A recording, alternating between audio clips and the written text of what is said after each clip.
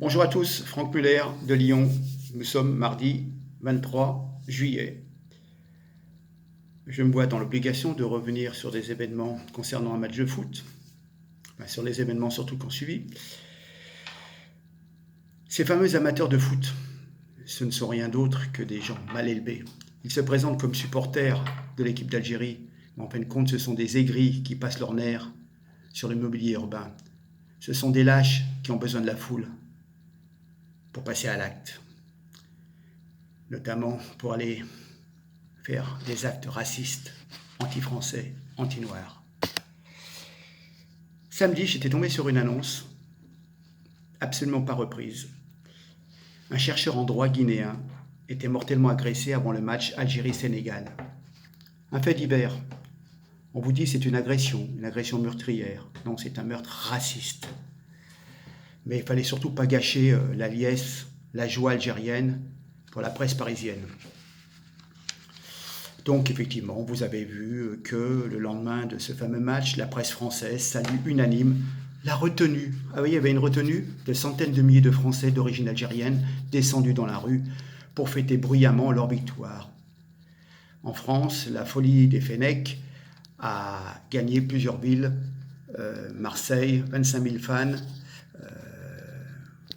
rassemblement jusqu'à 1h30 du matin, Strasbourg, Metz, Lille, Nice. Une ambiance festive, raconte France Inter, qui mentionne pudiquement quelques incidents, sans plus de détails. Oh, mais c'est comme une soirée un peu arrosée, hein, l'ambiance d'un mariage, la chaleur d'un hammam, chante Libération, lyrique, très lyrique Libération. Une ambiance restant festive dans l'ensemble, malgré quelques incidents, se félicite Le Point. Personne parle de 200 gardes à vue. Hein. Au même moment, un Guinéen musulman, tout juste diplômé docteur en droit de l'université de Rouen, décède sous les coups d'un supporter de l'équipe d'Algérie. Selon sa famille et ses amis, Mamoudou Bari est arrêté à un stop et vient chercher son épouse à un arrêt de bus lorsqu'il est traité de sale noir. Il ne peut pas se laisser insulter de la sorte, il est entre 20h et 21h. Le match va bientôt commencer, les Algériens de l'agglomération descendent à Rouen pour voir le match. Et effectivement, un témoin confirme le caractère raciste de l'agression.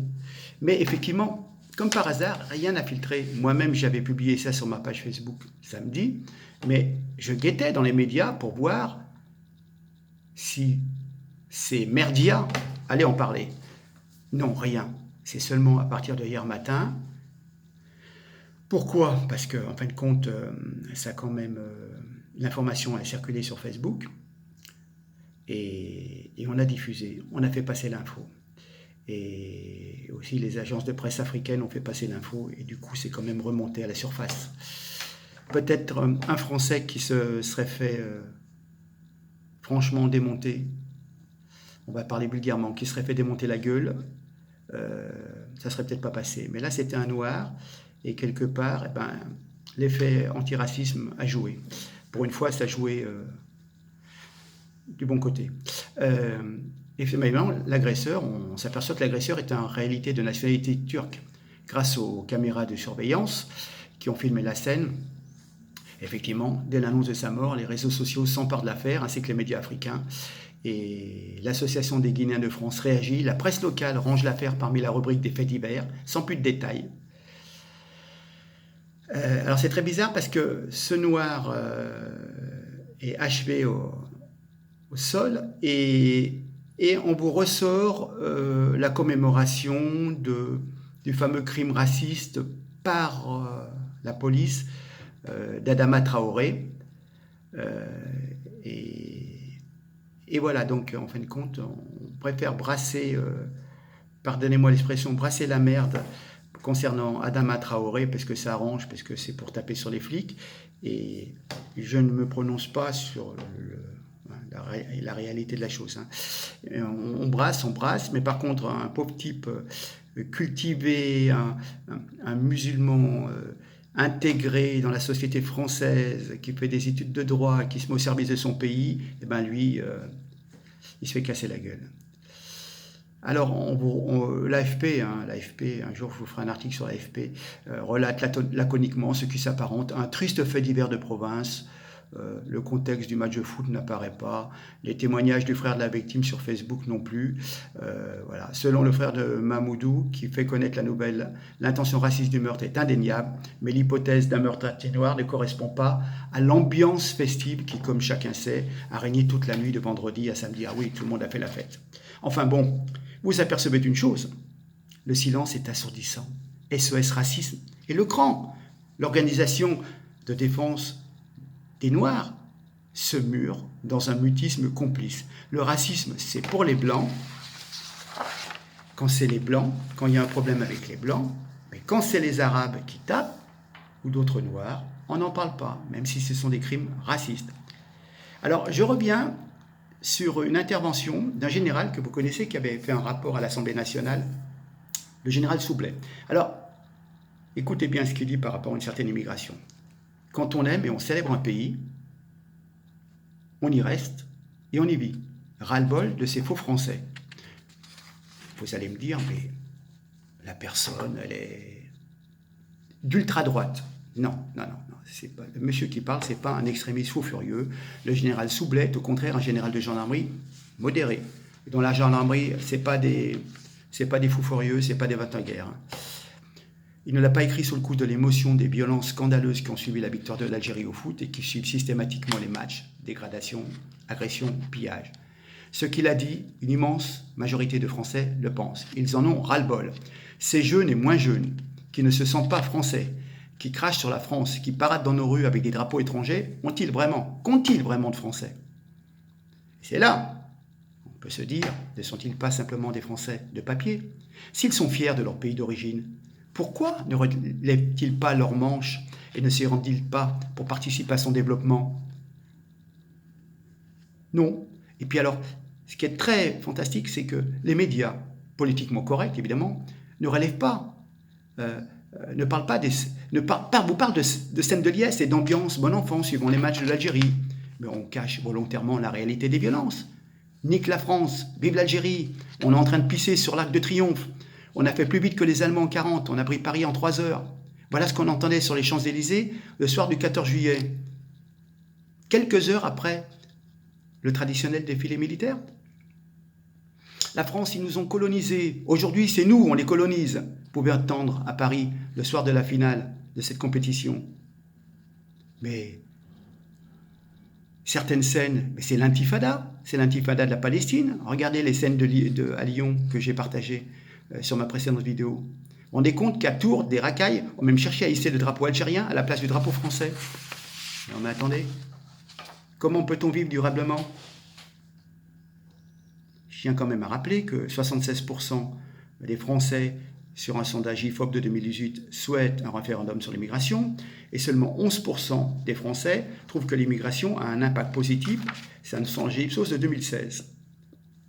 Pendant combien de temps encore les pouvoirs publics vont-ils pouvoir faire comme si de rien n'était?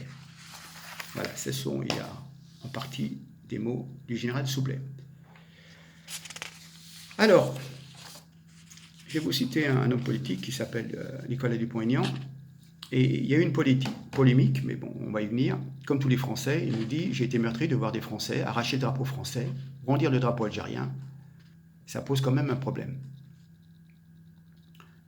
Il nous dit « J'ai envie de dire à ces jeunes qui sont une minorité. » Attends, j'ouvre une parenthèse. Quand je parle de ça, je ne mets pas l'ensemble de la population immigrée, algérienne, marocaine, tunisienne. Je vise ces gens qui ont l'habitude de faire des débordements. Et justement, le but, c'est de dire à la population qui tous les matins se lève pour aller bosser, qui cotise, qui participe à la vie économique française, je dis, ne vous laissez pas déborder par toutes ces bandes de haineux qui discréditent la population d'origine du Maghreb. Même l'Algérie a honte de ces racailles. Quand vous discutez avec des Algériens de là-bas, ils vous disent mais c'est quoi ça? C'est des enfants gâtés. Enfin bref, je reviens à ce que nous disait donc Nicolas Dupont-Aignan. ces jeunes qui sont une minorité, je l'espère, la France vous a accueilli, vous a nourri, elle vous a éduqué, elle vous a soigné. Mais si vous préférez l'Algérie, si c'est mieux l'Algérie que la France, retournez en Algérie. Est-ce qu'on est obligé, écoutez-moi bien, est-ce qu'on est obligé de saccager pour manifester une identité? Il y a beaucoup de gens qui ont une double nationalité, qui ne cassent pas les Champs-Élysées. On peut aimer son pays d'origine, tout en respectant la France. Ceux qui cassent les Champs-Élysées, ceux qui n'aiment pas la France, personne ne les retient. Quand les Jeux américaines sont devenues championnes du monde, récemment, est-ce que vous croyez que la communauté européenne la communauté américaine est descendue dans la rue et a saccagé les boutiques Lacoste et compagnie? Alors évidemment, pour SOS Racisme,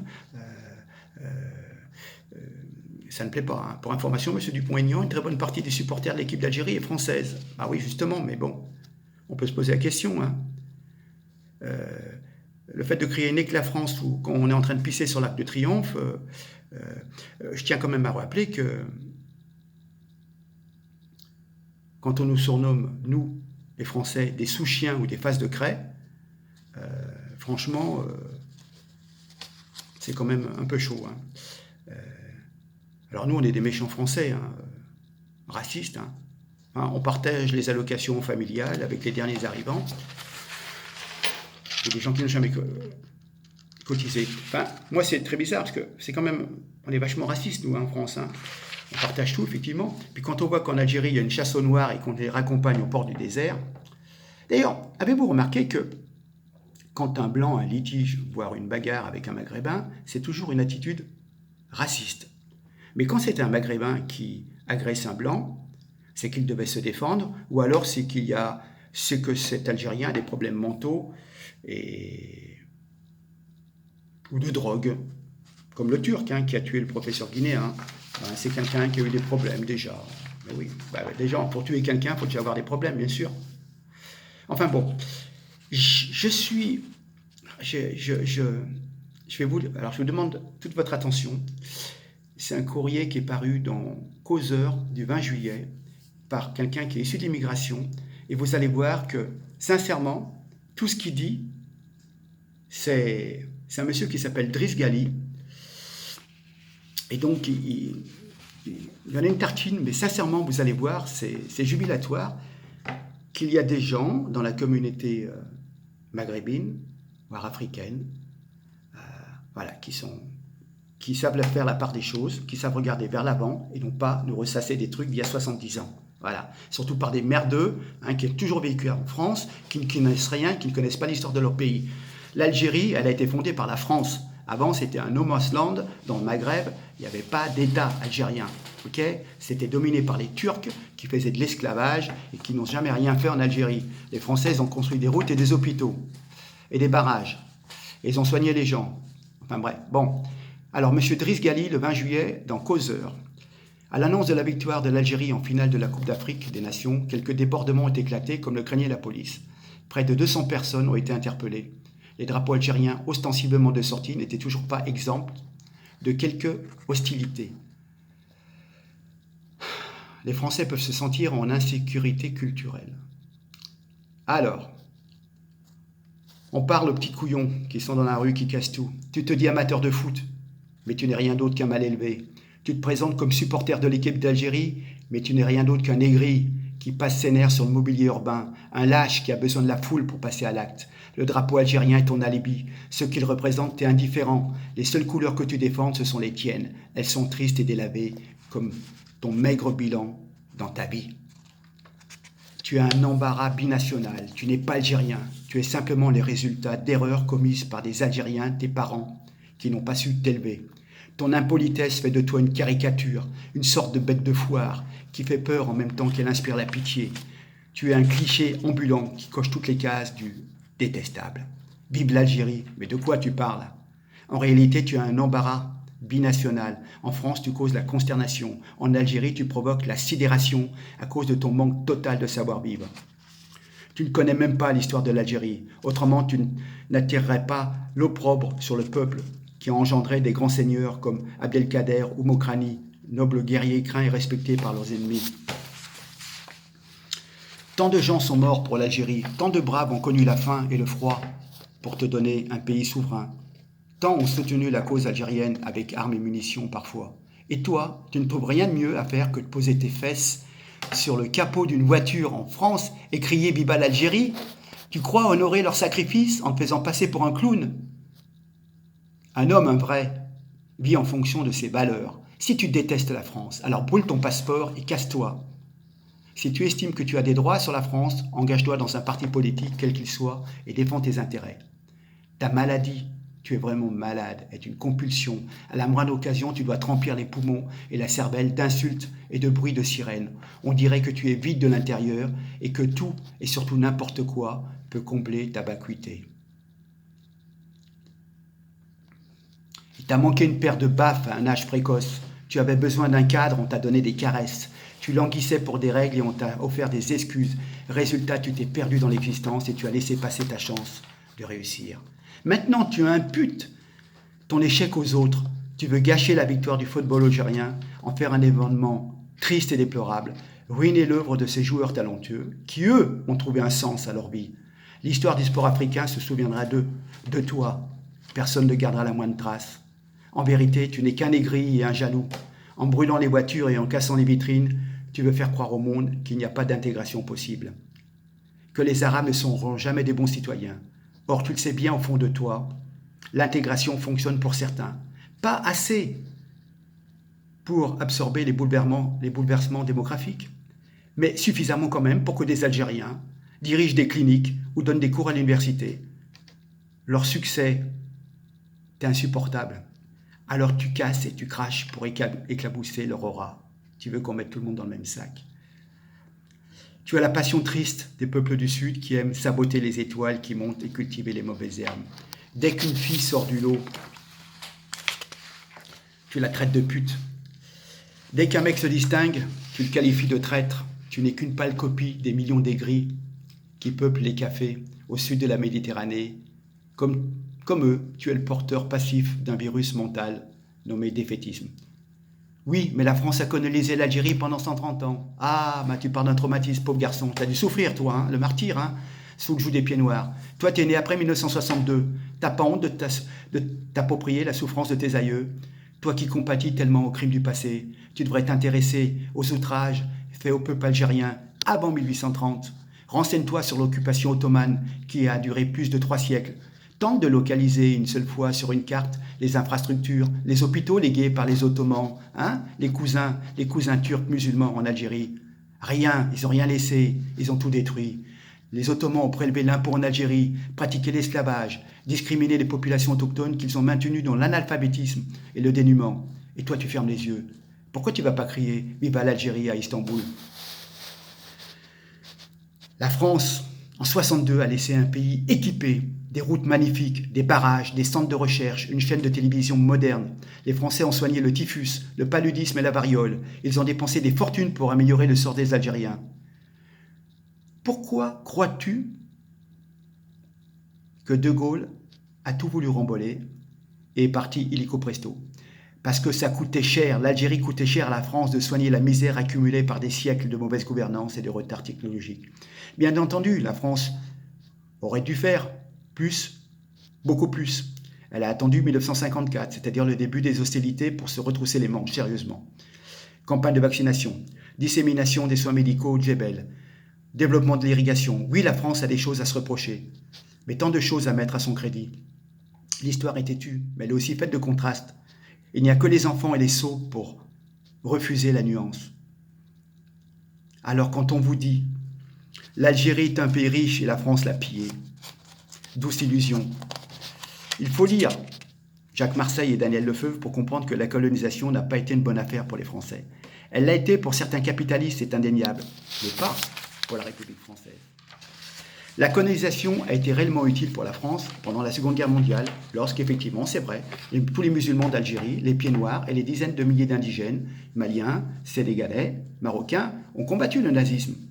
Là, pour le coup, il a de quoi être fier. Malheureusement, vous les jeunes, je ne vous ai jamais entendu réclamer la revalorisation des pensions versées aux anciens combattants et à leurs descendants. L'Algérie aurait pu être un pays riche si seulement elle avait gardé ses pieds noirs. Une population dynamique, parfaitement adaptée aux conditions locales. Parmi eux, il y avait les industriels, des médecins, des professeurs, des talents inestimables. Expulser la balise ou le cercueil. Un célèbre résistant algérien, Hossein Aït Ahmed, disait « L'Algérie ne cesse de payer le prix de cette erreur historique ». Vous vous rendez compte? C'est quelqu'un qui s'est battu pour l'indépendance de l'Algérie, le dit. Alors, on va venir aux choses qui fâchent. La France a torturé en Algérie. Il n'y a aucun doute que la présence française a été entachée d'immenses pardons. Mais toi, tu connais, toi, un peuple de saints, un peuple immaculé, exempt de toute culpabilité? Tu es suffisamment naïf pour croire que les Arabes, quand ils sont arrivés en Algérie, ils ont dominé les Berbères d'Algérie. Ils ont quoi? Distribué des roses et du miel? Hein? Tous les Kabyles qui se sont fait déposséder de cette bande de terre par les Arabes qui remontaient du sud. Enfin bon. Écoutez bien, passer les doigts en permanence sur les cicatrices réveille les vieux souvenirs, même les plus actuels. Combien de tués au nom de la libération de l'Algérie?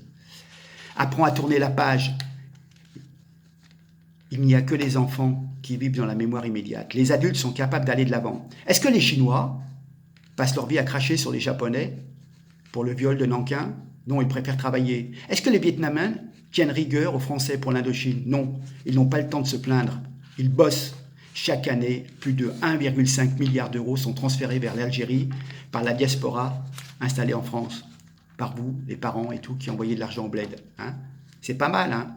C'est un bon programme d'aide au développement. Généreux, durable. Eh bien, considère que c'est une sorte de réparation, un solde de tout compte, et passe à autre chose. À ta décharge, hein, ceux qui devraient ouvrir les yeux brillent par leur absence. Les artistes, les pseudo-artistes, les comiques, joueurs de foot, autres stars issus de la diversité se taisent. Ils suivent le sens dominant du vent, chargé de repentance. Alors, ces jeunes, à ta décharge aussi, il est évident que tu souffres. Ton agressivité n'a d'égal que ton mal-être. La France te considère comme un enfant turbulent qui pourrit la vie de parents fatigués. Un enfant adopté que l'on regrette d'avoir emmené à la maison. Ceux qui doivent t'orienter sont eux-mêmes en détresse.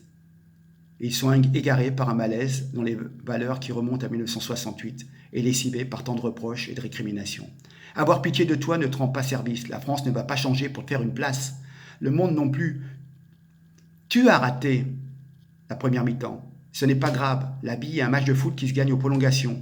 Ressaisis-toi, arrête de chahuter, va t'entraîner. La deuxième mi-temps est pour tout de suite. Bougez-vous, bon sang. Je vais terminer ce long monologue destiné à l'Algérie. Et je vais vous expliquer quelque chose. On pourrait penser qu'une partie de l'immigration algérienne est venue en France se venger de la colonisation française qui a pourtant créé l'Algérie. Et je vais citer les mots du président d'Algérie, Ouari Boumedienne. Un jour, des millions d'hommes quitteront l'hémisphère sud pour aller dans l'hémisphère nord. Ils n'iront pas en tant qu'amis, ils iront là-bas pour le conquérir et le conquéreront en le peuplant avec leurs fils. C'est le ventre de nos femmes et de vos femmes qui nous donneront la victoire.